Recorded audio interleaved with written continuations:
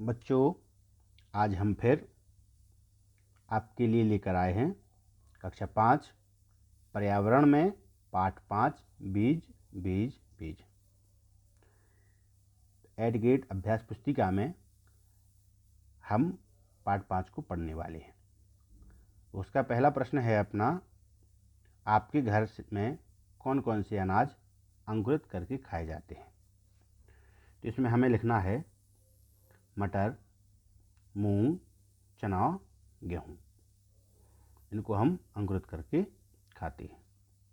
प्रश्न क्रमांक 2, पौधों को बढ़ने के लिए किन किन चीज़ों की आवश्यकता होती है। तो पौधों को बढ़ाने के लिए सूर्य का प्रकाश की आवश्यकता होती है, हवा की आवश्यकता होती है, जल पानी की आवश्यकता पड़ती है। इस तरह से आप इसमें लिख सकते हैं। प्रश्न तीसरा है, बीजों को नीचे दी गई शर्तों के तहत दो अलग अलग बक्सों में रखा जाता है। बॉक्स ए और बॉक्स बी। भिगोए हुए बीज, बिना भिगोए हुए बीज। तो किसमें बीज सबसे तेज़ी से उगेंगे। तो बॉक्स क्रमांक ए में। क्यों? क्योंकि वहाँ पर कैसे हैं बीज, भिगोए हुए बीज हैं। और किस बक्से में बीज बिल्कुल नहीं उगेंगे, बॉक्स बी में। क्यों? क्योंकि यहाँ पर बिना भिगोए हुए बीज हैं। अगला प्रश्न अपन देखेंगे, क्या बीज घुमक्कड़ होते हैं। उनके एक स्थान से दूसरे स्थान तक जाने के माध्यमों को हमें लिखना है। तो हाँ, बीज घुमक्कड़ होते हैं। एक स्थान से दूसरे स्थान तक किन किन माध्यमों से जाते हैं। हवा के माध्यम से जाते हैं, नदियों के माध्यम से जाते हैं। परिंदों को भी पक्षी जो है इसको एक स्थान से दूसरे स्थान तक ले जाते हैं, पैरों में लगकर, पंख द्वारा, और एक स्थान से दूसरे स्थान तक ये सब इन माध्यमों से पहुंचते हैं। अगला प्रश्न है, रीना अपने मौसी के घर घूमने गई थी। उसकी मौसी ने रात भर से भिगोए हुए चने खाने के लिए दिए, जिसे रीना ने बड़े मज़े से खाया। रीना के दिमाग में कुछ प्रश्न आ रहे थे, जिनके उत्तर आप दीजिए। क्या सभी अनाज को भिगोकर ही खाया जाता है?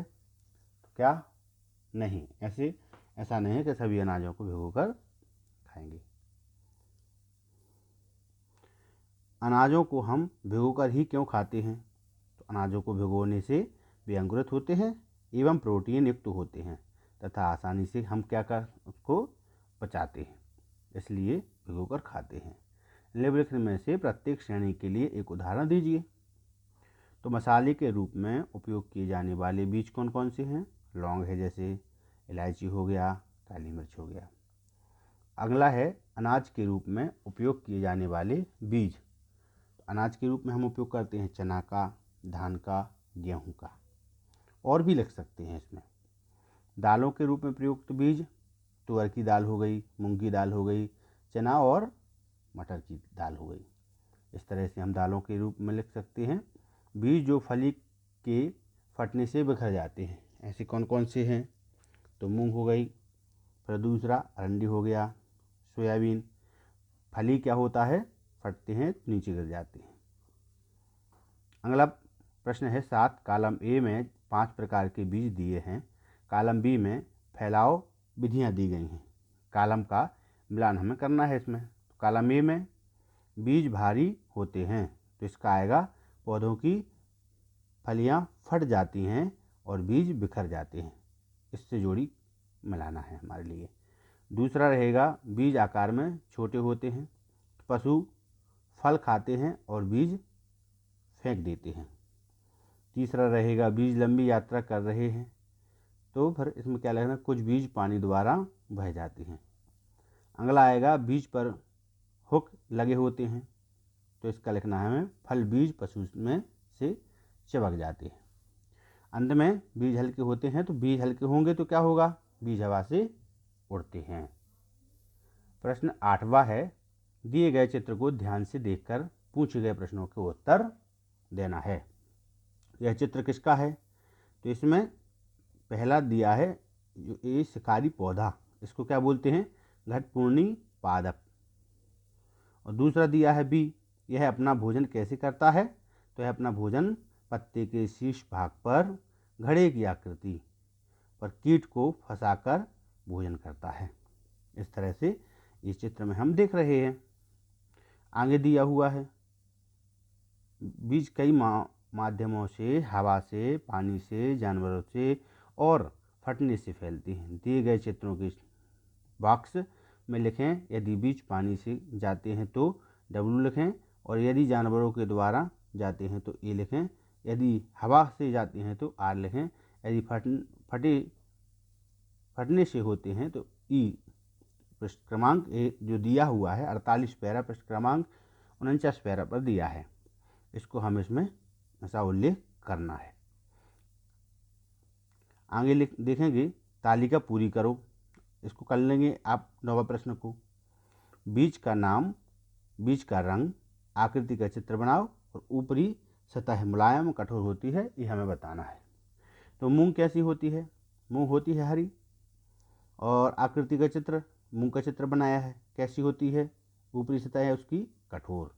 चना भूरा होता है, आकृतियों का चित्र उसमें बनाना है और ये भी कठोर होता है। मटर हम देखते हैं फलीदार होता है, हरा होता है, उसके बीज हरे होते हैं और ये ऊपर से मुलायम होता है। पपीता हरा भी होता है और पीला भी होता है, और आकृति इसकी बनाना है, साथ में इसमें कठोर में इसका लिखना है कठोरी या मुलायम, तो मुलायम होता है पपीता। आम कैसा होता है, उसका बीज का रंग हरा और पीला। फिर कैसा होता है, मुलायम या कठोर, तो मुलायम आ जाएगा इसमें। ये हमने पाठ 5 बीज पाठ को किया। अब हम फिर अगले वीडियो में आपसे मिलेंगे, तब तक के लिए आप इसे करिए, और अगले वीडियो को अगर आप चाहते हैं तो अपने इस चैनल को सब्सक्राइब कर लें, बेल आइकन का बटन भी दबाएं, जिससे कि अगला वीडियो आपको सबसे पहले मिल सके। तब तक के लिए फिर मिलते हैं। शुभ दिन।